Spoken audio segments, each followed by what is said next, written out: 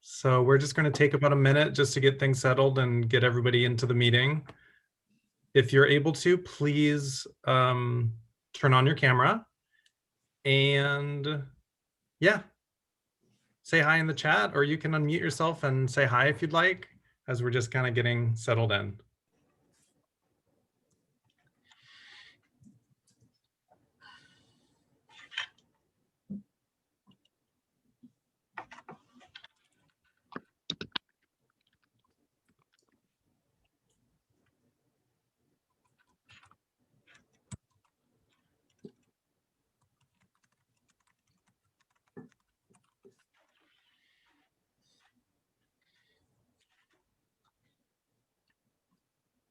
Okay, I think that's probably good.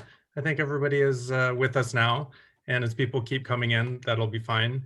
So good afternoon, everybody. Thank you so much for coming. We're so excited to have you with us. Like I said, this is our first Meet the Executives for this semester. My name is Mark Wax. I am the moderator of this event, and I'm also the VP of Operations with the Leadership Scholars. I would like to first introduce you to the Director of the Center for Leadership here on campus, Dr. Jay Barbuto. He works with us to bring unparalleled enrichment experiences to all of the engaged students who are here today. So Dr. Jay, if you'd like to say a few words. Thank you, Mark, and thank you all of our leadership scholars that came out today. You know, on a Friday afternoon when there's so many things we could be doing, but to be here, you see I'm doing air quotes, here on campus to participate in a Meet the Executives event. These Meet the Executive events have become signature events for the Center for Leadership and our Leadership Scholars program. With a quick show of hands, how many people here are attending a Leadership Scholar event for the first time today? How many first-time Leadership Scholar Meet the Executive attendees do we have?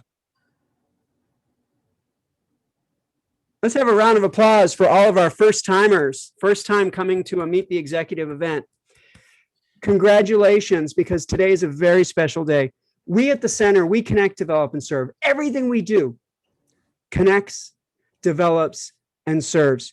And the Leadership Scholars Program is no different. And our Meet the Executive event is one of the examples of how we really do all three, but we especially connect.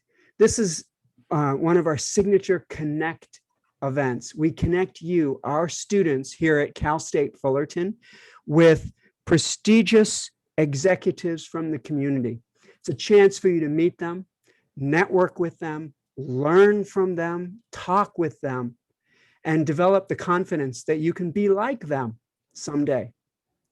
We also have other types of elements of the program to help you develop your leadership and to give back and serve, and others can talk more about that. I want to share with you about our staff and the team that we have. Rosie Burkett oversees the Leadership Scholars Program. She's our program and events specialist. Anyone in the Leadership Scholars Program knows Rosie because she is the straw that stirs the drink. And she really keeps this program really moving and going forward. Let's hear it for Rosie. She is a star. Danya Bari is one of our key staff members at the Center for Leadership. She makes it happen with the business and the community. In fact, everything that we do that relates to the community, our Bringing Learning to Work consulting programs, our TV show, she is deeply involved and has, I would say, her hands are on all of it, but she really moves the dial when it comes to everything related to the business and the community. And she works with our alumni too. We have an amazing team. We're all very purposeful. We care so much about the students and giving back to the students.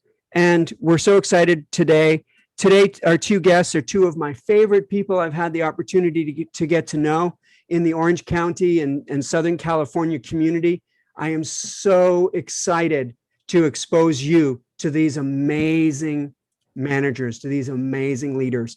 With that, I'm going to turn it back to Mark. Mark, thank you so much for introducing me. Everyone, you are on your way to connecting, developing, and serving in major impactful ways. Thank you. Thank you so much. As always, we encourage you to get involved with the center. Once you've become a leadership scholar, you are invited to join us in achieving our mission of providing invaluable resources to any student on campus. You can make an impact through our 5 boards, of which I'll briefly give a little bit of a description. So we have the development board, which develops and plans the interactive workshops that we offer on campus. We have human resources, which is engaged in all areas of membership, from inviting eligible, that's a word, eligible scholars to join, to awarding scholarships based on member participation.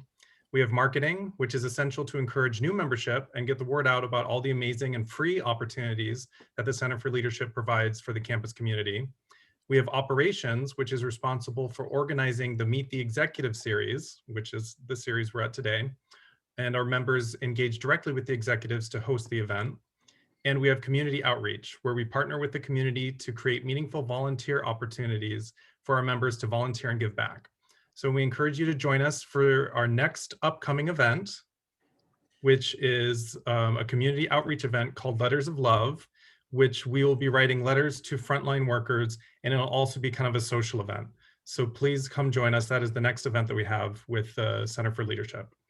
So now I would like to pass the mic off to Sherry Richner to introduce our first executive. Sherry? Hi, everyone. Thank you, Mark, for passing out the mic to me. My name is Sherry Richner, president of the Leadership Scholars Program. Today, I am so honored to introduce you to one of our special guests today. Before I share his name, I would like to share his favorite quote with everyone. If you can dream it, you can do it, from Walt Disney. That said, our special guest today comes from the happiest place on earth. Mr. Chris Connolly is the current marketing executive at Disneyland, where he prides himself in innovating creative marketing strategies and initiatives to enhance the Disneyland guest experience through consumer marketing. In fact, you may have experienced one of his greatest achievements. If you have a younger sibling, or maybe if you have children of your own, you may have seen them play with the #1 children's app when launched, the Disney Princess Palace Pets. Mr. Connolly is actually the founder of this intellectual property, where he launched his own character franchise, which, by the way, is quite challenging to do unless you're the director of that movie. However, he battled his self-doubts and won the victory as he took his dream to reality by bringing the concept of giving the Disney princesses their own pets. With that, he was able to expand and increase the total revenue within the Disney princess sector. From launching his own intellectual property, he has also facilitated the logistics behind military transport planes. I'm going to repeat that, military transport planes, to deliver Elsa's blue dresses and also Elsa's lunch packs to all the children of the world. He's also created the Coco experience at Disney California Adventure, and so it's quite evident to say that Mr. Connolly has truly lived out his favorite quote, if you can dream it, you can do it. And what amazes me the most about Mr. Connolly was how he shared his experience from college until where he is today. From graduating UCLA, he actually started in public accounting at PricewaterhouseCoopers. 2 days later, yes, 2 days later, he realized that this wasn't his passion, and he left the job to start his marketing career at marketing cat foods at H.J. Heinz, and then marketing at Hasbro for 12 years, launching Nerf guns, Tonka, and G.I. Joe merchandise, to starting his own marketing agency with his entrepreneurial spirit, and finally working at Disney ever since 2008. On his free time, he enjoys mentoring students like us. In fact, he is currently mentoring 3 Cal State Fullerton Titans at the Mentor in Residence program. He hopes to share his experience with college graduates to help them achieve their dreams as well. And with that, I am so honored to hand the mic over to amazing Chris Connolly. Thanks, Sherry.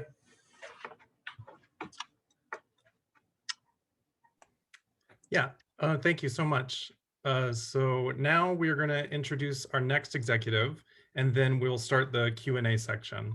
So I'm going to introduce Terrence Ryan. Hi everyone. My name is Deanne Ryan. Thank you, Mark, for introducing me. Today I'm going to introduce Deanne Mendoza. She's a co-owner and chief strategic officer at Teacher Creative Materials. For the past 16 years, Mendoza has worked tirelessly to ensure the California-based company continues its legacy of producing quality resources in the best interest of teachers and students. TCM is a leading educational publisher in all subjects from preschool up to grade 12, and its products are used in all 50 states and 89 countries. Mendoza's commitment to talent acquisition, strategic partnership, advocacy, new business, and communication excellence has changed the face of TCM's sales staff and community footprint. She champions partnership across the organizations and managed the international business-to-business, library, and new market channels. She thrives on driving new opportunities within the organization and across the globe. With just under 150 employees, her commitment to finding, training, and valuing her staff enhances TCM vision, which is to create a world in which children love to learn.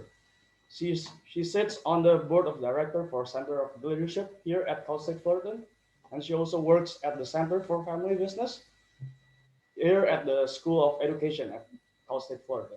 She's also a supporter of Girl Scout of Orange County, Catarina Club, and Hope Foundation. She also oversees the distribution to charitable organizations across the country. In 2020, Dean was recognized with awards from Girl Scouts, Orange County, and Cal State Fullerton School of Education Reading Center. Before joining TCM, Dean worked for Coca-Cola North American. She was an instructor for business communication at University of Southern California in the Marshall School of Business. She worked in a K2 ELL class in Irvine, California, interacting directly with students and piloting TCM products to everyone. While in college, Dean had the opportunity to work for the Los Angeles Host Committee for the Democratic National Convention and in the office of then Mayor Richard J. Riordan. Dean earned her bachelor degree from University of Southern California, Annenberg School of Communication, graduating with as a renowned scholar with minors in business and engineering. She continued her education at USC, obtaining her MBA, and she currently resides in Huntington Beach with her family. All right, that's all for me. Thank you. I think pass it back. Thank you, Terrence. You're welcome, Dean. Thank you, Terrence. We're now going to utilize the Leadership Scholars Board to ask questions to our executives. We encourage our board members to introduce themselves, their major, and their expected graduation year before addressing their question to their executive. For all of the other student guests with us today, take note of any questions you have during our Q&A period, and you will have the opportunity to ask your questions during our breakout room sessions that we're going to host afterwards. So I'm going to first introduce Adelena Carrera to ask her first question. Thank you, Mark. Hi, everyone. My name is Adilene Carrera. I am currently a freshman with an expected graduation of spring 2024. I am currently a pre-business major as well, and I am on the operations board for the Center for Leadership. My first question is for Chris Connolly. I am interested in knowing if at the start of your career, you ever envisioned yourself in a top leadership role? Absolutely not, Adeline. It's a good question. When, as Sherry mentioned, on the second day at PricewaterhouseCoopers, the second day of training out of UCLA, I realized that public accounting wasn't going to be for me long term. And I got into a career in marketing. And when I started out, I just felt that if I could go from an associate marketing manager to an assistant marketing manager, to me, the utopian dream would be to make marketing manager, or what's sometimes referred to as a brand manager. If I could make brand manager for a marketing company, that was my dream. And I've since gone past that. But when I started out, just getting to that goal was nirvana for me. I never thought that I would be a senior executive at the Walt Disney Company. Awesome. Thank you. Our next question is going to be asked by Sarahi Turones.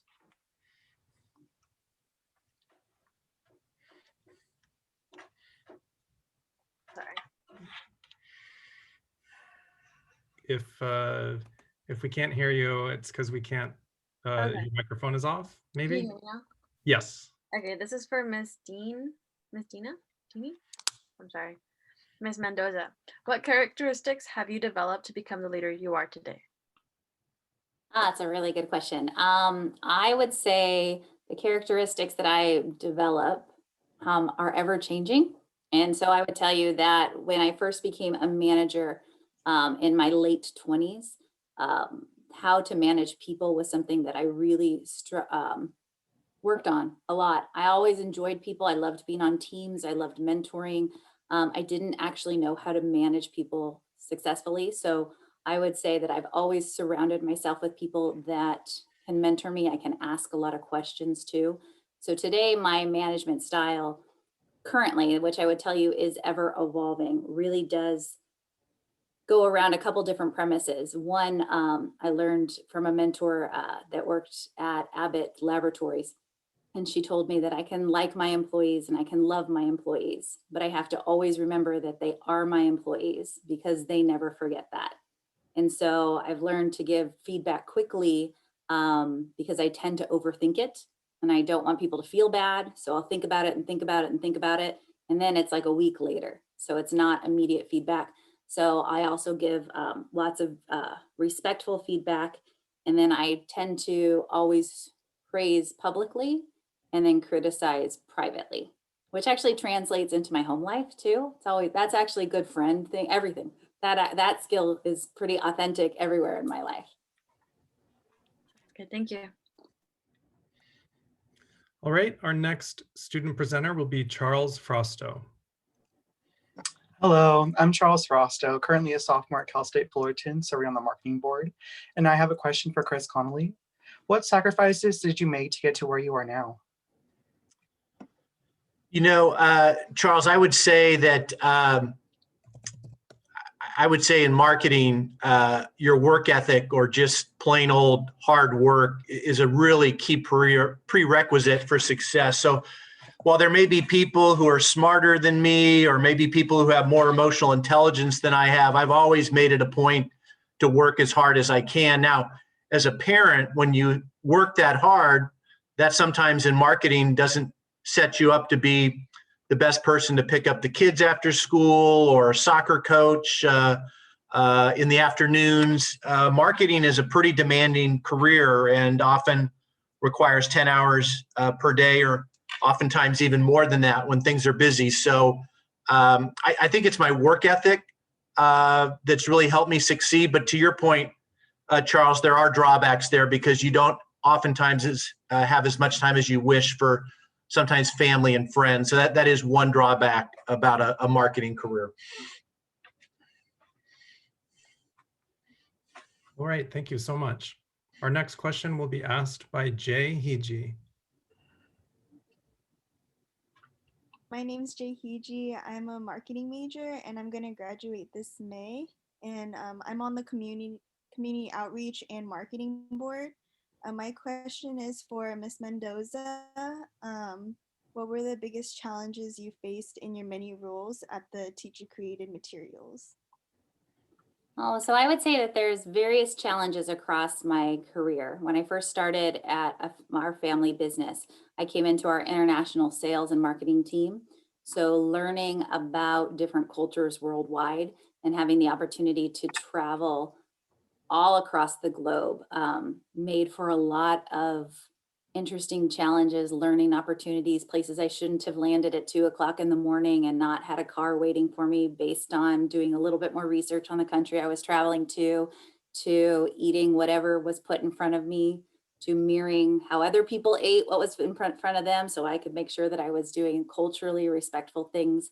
So in every role, I found different challenges. I would say most recently, as one of the owners of Teacher Created Materials, and then also somebody who grew up with this business. So our family business started in my garage the year before I was born. I can never lie about my age because every 5 years the company does this big, we're 40 years old. I'm like, I can't ever lie. People know. This year, when everything shut down and schools closed countrywide and worldwide, we had to pivot pretty quickly and we had to furlough 60 employees. And then pretty quickly past that, we had to let 52 of them go. And I would say that that's the most challenging thing I've had to do as a human being, as a business owner. A lot of those people I've known for 25 years. They knew me through different phases in my life. And that was some sleepless nights for sure. I have a great business community of other business owners that I connect with often. And there's one man who we couldn't possibly have opposite opinions towards business all over the place. It's exactly how, whatever I'm thinking, he's thinking the opposite, but I really enjoy talking to him because it forces me to think differently. And so he actually, him and I got on a call and I was talking about it. And he said that my number one job as a business owner was to make sure as many employees that we had got to keep their full salary and their full benefits and their jobs. So if letting go of these different folks meant that we got to keep all of these other people and then work really hard to make sure that we can bring more jobs back, that was my job as a business owner. So that was tremendously challenging for me this year, but I would say we've had cyber attacks on our company where things get shut down. Every so often there are big learning opportunities that happen within, whether it's my role specifically or within the company or within our family, because we are a family business. So I work with my mom and my sister. So if you can picture just the dramatic things that can go on within a family, and then you see that your family at work, there's a lot of different crossover things that can be challenging, but we push forward, we keep going. One thing that I would say is true for my entire family is we handle a crisis with action. So we handle what's in front of us, we're calm, we ask lots of questions, and we handle a crisis. We have like a delayed reaction though. So like once everything is fine, at least for me personally, I'm like, whew, I'm gonna just take a break now and catch up here. But it sometimes can be months later, so. All right, thank you so much. Our next question is going to be asked by Janet Ong. Hi, I'm Janet Ong. I'm a third-year marketing major, and my expected graduation year is 2022. I'm on the marketing and community outreach board, and my question is for Mr. Connolly. What do you wish you knew starting out in your career? You mentioned that you had quit your other job that you got out of college, like after 2 days. Do you have any things that you wish you knew? Well, I would say I really wish I knew the importance of relationships. And if I leave you all with one thing today, it is the importance of relationships to your success in life, both professionally and on the personal front. Developing relationships before you graduate with classmates, with professors, some of the leaders here at the Center for Leadership this afternoon, colleagues in the workplace.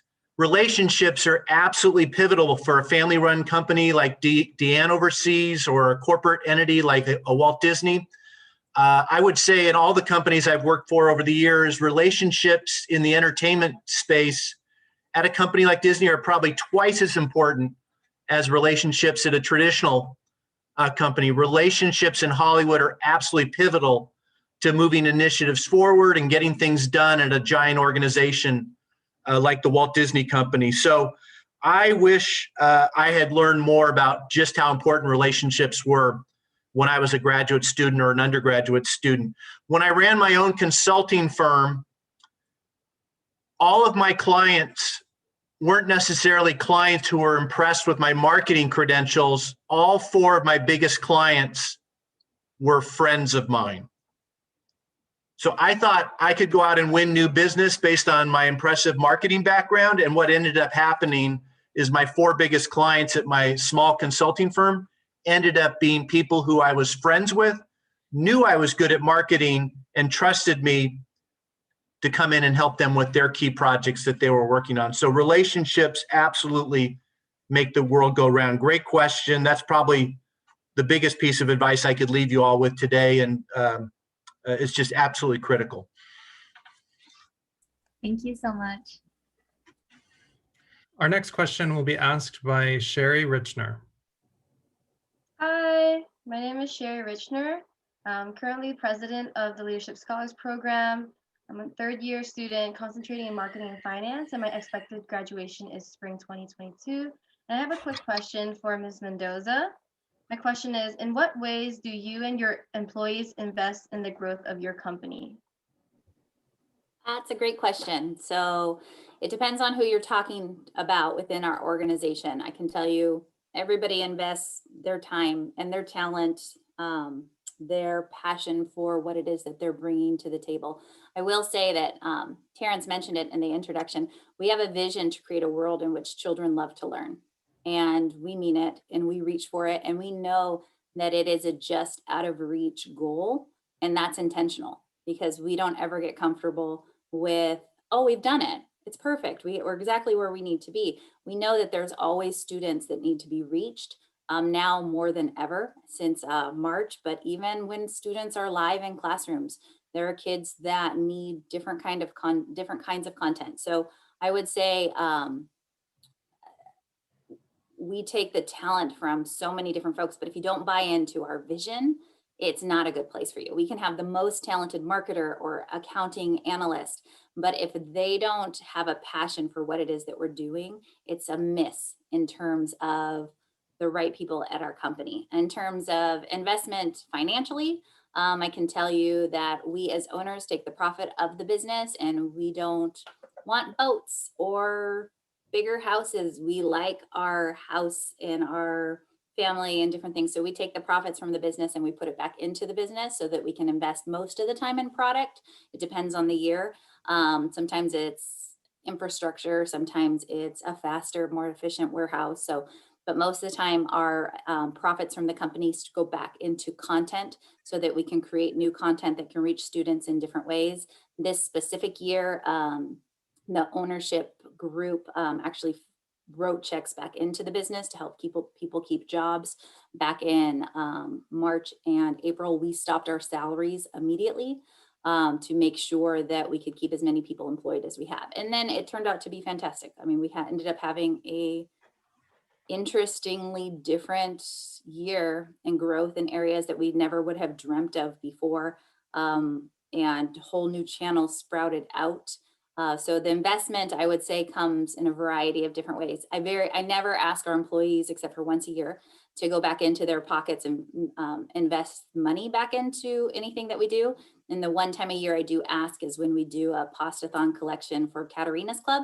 We work with AM 640, the radio station, and the White House in Anaheim to raise money or donate food that helps feed housing insecure kids dinner each night. And then this year we brought in over 4,000 pounds of pasta, which I just couldn't have been more proud of my staff because there were fewer of them and still they brought in more than we did even the prior year.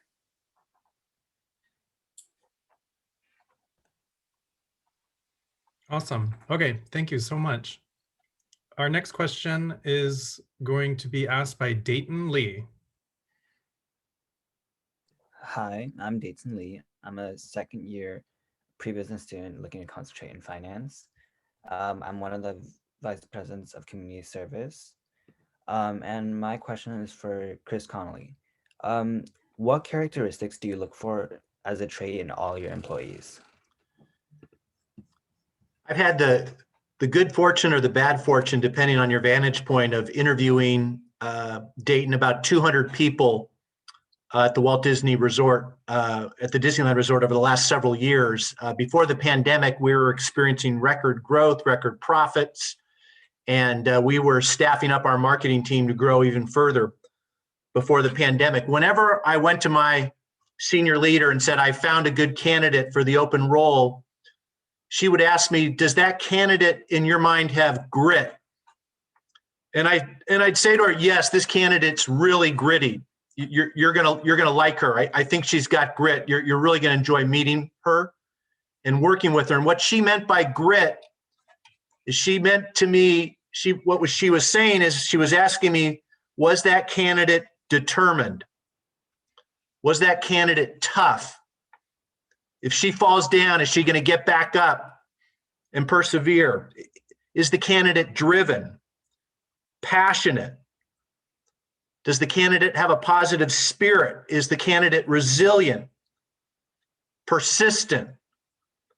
Those would be some of the attributes I would say that comprise the word grit, the way we use grit at the Disneyland Resort. If a candidate has a lot of those qualities, Dayton, there's a good chance we're going to hire them.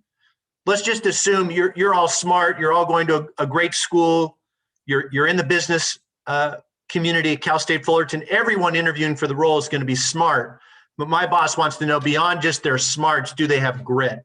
And that's something we really look for at the Disneyland Resort on our marketing team when it comes to hiring. Great question. Okay, thank you so much. Our next student presenter is going to be Selena Andrea Louie. Hi, my name is Selena Liu, and I am currently a second-year pre-business major, planning on pursuing a joint emphasis in accounting and finance.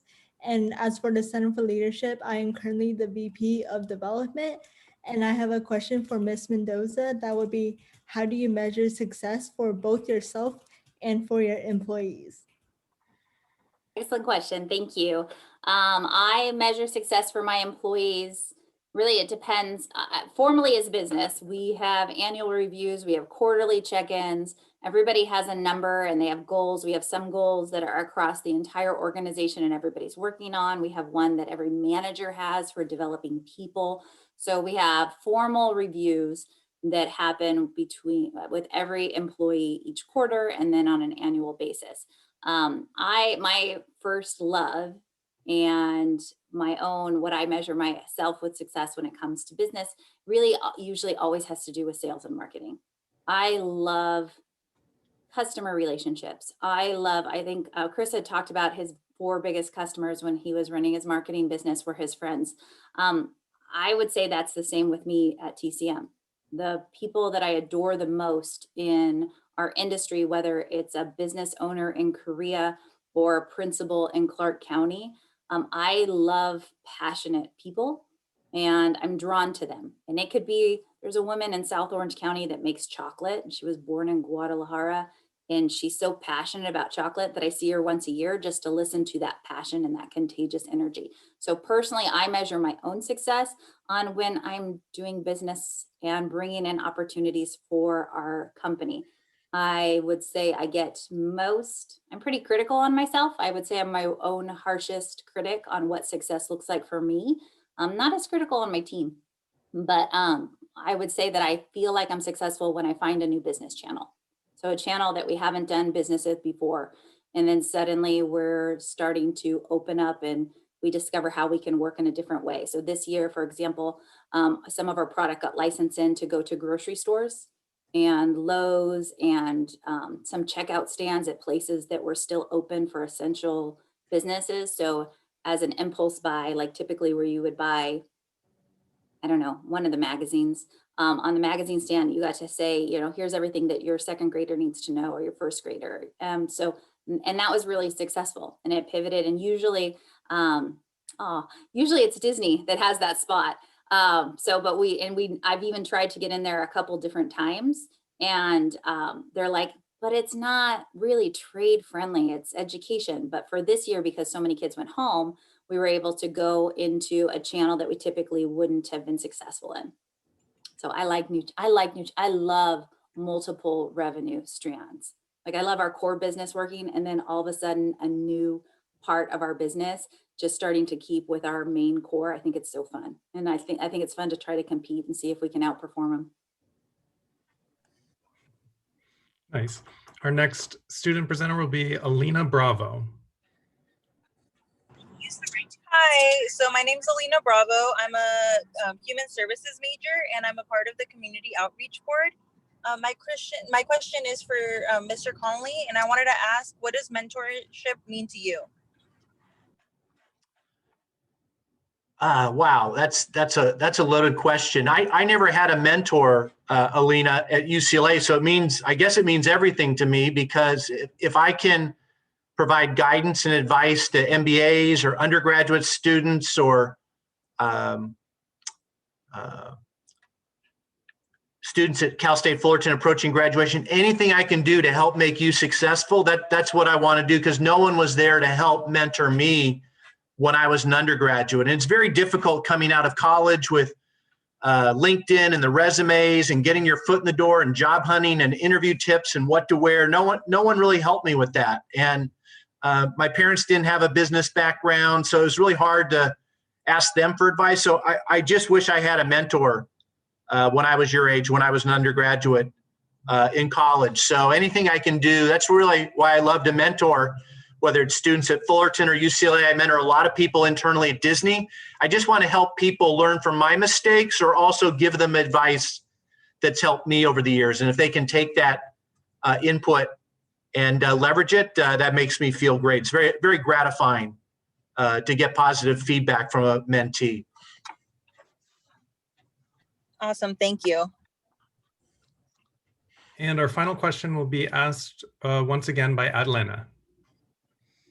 Hi, so my other question is for Ms. Mendoza, and I wanted to know if you had one piece of advice for someone that is just starting out, what would it be? It's a great question. And I have a niece that just started college this year. So I've been thinking a lot about my own college experience. So it's been more fresh of mind lately. I would say my biggest piece of advice for you would be to get uncomfortable. I was listening to a podcast this morning while I went for a walk, and it was Tim Ferriss. He wrote the 4-Hour Work Week and a whole bunch of other things. And he was talking about doing those polar plunges where people are getting in like 45 to 50 degree weather. And I've done it. And I think it's so good for you, but it's not, I can't continue to do it. But the concept of getting uncomfortable, I think, is an important one, especially where you are. I would hope that for your whole life, that will be a trait that you're comfortable just being in discomfort, going to events that you don't want to necessarily go to, joining organizations that seem like they're not quite a fit to see what is really a fit, speaking publicly or reading a book that makes you discover your own personal biases, the type of books that when you read it, you want to throw it across the room because you're like, oh my gosh, that's me, that's terrible. So I would say now is such a great opportunity for you to explore so many different classes and people and organizations, and being a part of this group exposes you to so many different business leaders that you can ask questions and take parts of what I know or Chris knows or the other events that you go to. You can take our very best parts and then leave the stuff that doesn't pertain to you.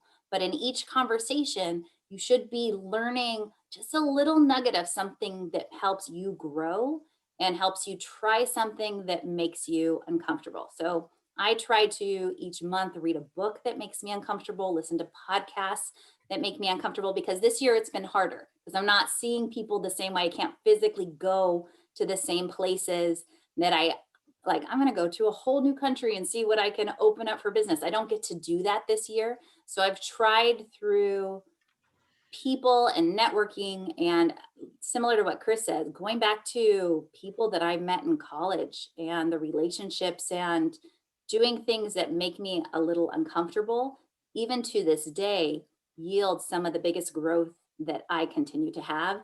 So, and going to get a job in the mayor's office in Los Angeles that helps me open a door to this job, that opened a door to this job, that opened a door even today for one of my nieces to get a job. So those relationships and that network, nothing is more important than the people that you get to know, and the respect that you have for people who think like you and people who think completely differently than you. Because as you grow and get older and have all these different jobs, each of those relationships that you've had help you to do your job better, do your life better, maybe. All right, excellent. So this concludes our official Q&A portion of the Meet the Executives event. So what we're going to now do is go into 2 different breakout rooms, and the executives are going to be one in each breakout room. And then after 20 minutes, they're going to switch to the other set. So everyone's going to have a chance to ask a little bit more personal questions or whatever whatever's come up during this event that you've thought to ask. Please, this is your chance to ask those questions. So yeah, I'll hand it over to Razi. Awesome. Before I open up the breakout rooms, can everyone, I mean, most of you guys have your cameras on, so it's great. I want to take a group picture. So, all right, I'm going to take 2 because we have quite a few of you on the call. So if you guys can all turn on your cameras. Okay. And I'm going to count 1, 2, and 3. And then one more. 1, 2, and 3. Awesome. So as Mark said, I'm going to go ahead and open those breakout rooms. Just go ahead and join. And then in about 20 minutes, we're going to switch our executives around so you can ask questions to the next executive.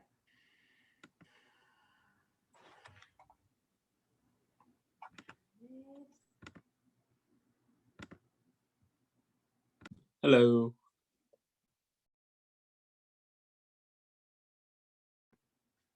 We're back.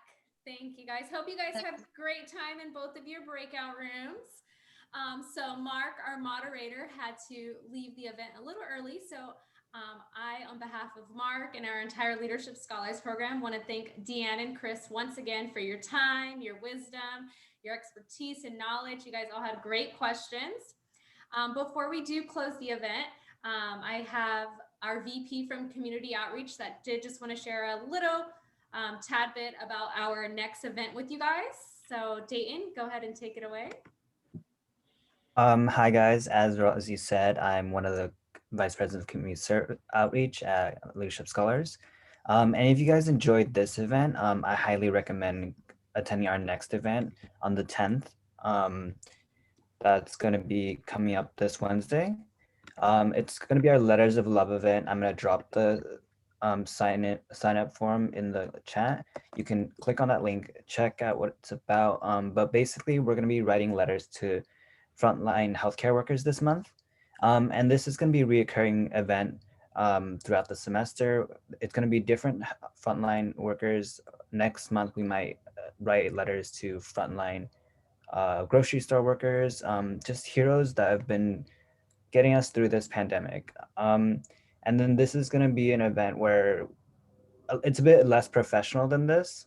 It's for us in Leadership Scholars to get to know one another while also getting community service hours and giving back to our community. Thank you, Rosie.